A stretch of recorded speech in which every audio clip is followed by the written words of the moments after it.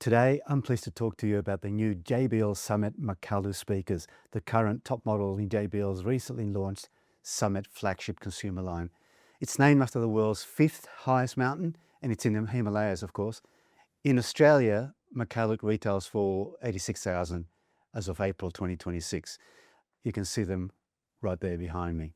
Let's tackle some of the key specifications first. The Makalu speakers are a fairly large floor stander. They stand about 1.1 meters high and are quite deep and wide, meaning the drivers are mounted in a sizable cabinet where ample internal volume will support deep bass. The high quality drivers and innovative driver technology has always been a JBL strength. Makalu features a whole new set of JBL engineered drivers. Up top, there's a new tweeter, which JBL calls the D2830K, which is a 3-inch or 75mm compression driver featuring dual diaphragms and dual motors. The tweeter sits within its own sealed cabinet and within a newly developed Sonoglass HDI high definition imaging horn. The flare has been profiled specifically for efficiency and excellent high frequency dispersion. The mids are handled by a new mid-bass driver placed in its own sealed enclosure. This is JBL's new 8-inch 200mm triple layer hybrid carbon cellulose composite cone, which is a mouthful, and JBL for short calls it a HC4 driver. That's a hybrid cone combining carbon fiber with paper pulp. The drivers are built around dual inverted spiders, a 2.5-inch voice coil, and an underhung magnet, translating to well-controlled diaphragm and excellent driver excursion control. The lows are tackled by a 12-inch 300mm HC4 woofer, which again means it's a triple layer hybrid carbon cellulose composite cone, and the motor system features a massive magnet, dual inverted spiders, and dual voice coils. The woofer is supported by twin reflex ports on the cabinet's rear. All these drivers are true high-power designs. They'll handle a hammering within reason, of course. Onto the crossover, which allows bi-wiring and bi-amping and incorporates high-grade components from Multicap and other quality brands.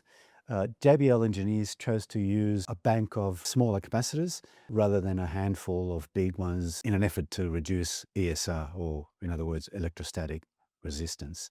Key specifications: a frequency response from 23 Hz to 33 kHz, plus or minus 6 dB, a nominal impedance of 4 ohms with a minimum of 3.5 ohms at 79 Hz, and a sensitivity of 88 dB at 2.83 volts 1 meter. The Makalu's drivers are mounted on a carbon fiber baffle, and it looks schmick. If you prefer to cover the drivers, a contour grill is provided and couples to the baffle via embedded magnets. The slightly curved cabinet is well braced and constructed from constrained layer MDF and plywood laminate. It's stamped with Dacron polyfill and acoustic foam, so yeah, I gave it the old knuckle knock, and it sounded mostly inert around the areas that are susceptible to vibrational distortions. The speakers sit on custom isoacoustics Gaia isolators, which can be adjusted for leveling so that the speakers sit perfectly aligned. What do they sound like?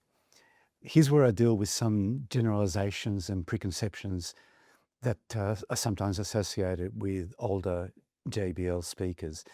There have been past JBL models that, rightly or wrongly, and likely influenced by studio pro-grade electronics, sounded some a tad forward in the top end, bass heavy down low, and somehow somewhat pulled back across the mids. Mostly my experience with many JBL products has been quite a bit different.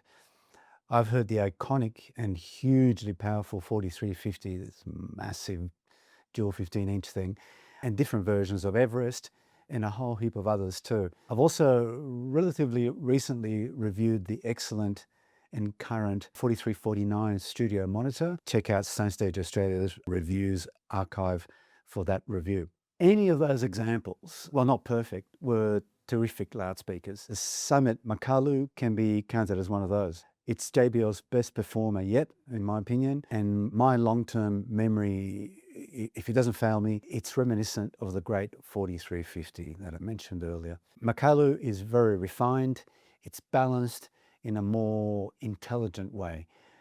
There's still that trademark big bass American sound, if you like, but now it's integrated far more coherently. For example, on Free As I Want to Be, from the album Honora, Flea's new jazz excursion, his electric bass and trumpet lines cohere perfectly without swamping the guitar licks. Is also an excellent trumpeter. Trumpeter.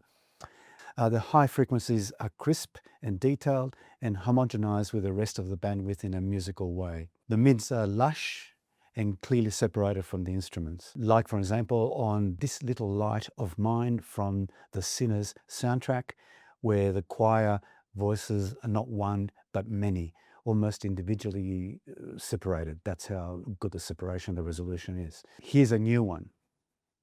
Often, but by no means always, horn-loaded tweeters can be slightly forward. Many audio and music lovers actually like that. The downside to that is that soundstage depth usually takes a bit of a hit. The result is a very wide soundstage, but somehow or somewhat shallow soundstage depth. The Makalu defies that idea and has a bit of a laugh about it, actually. I heard images that went well beyond the front wall and seemingly right into my garage behind the sound studio. Anyway, that's as far as I'll go here. There are many, many more outstanding qualities to Makalu, and for those, you'll have to hit us up at soundstageaustralia.com to read the full review, which is coming soon.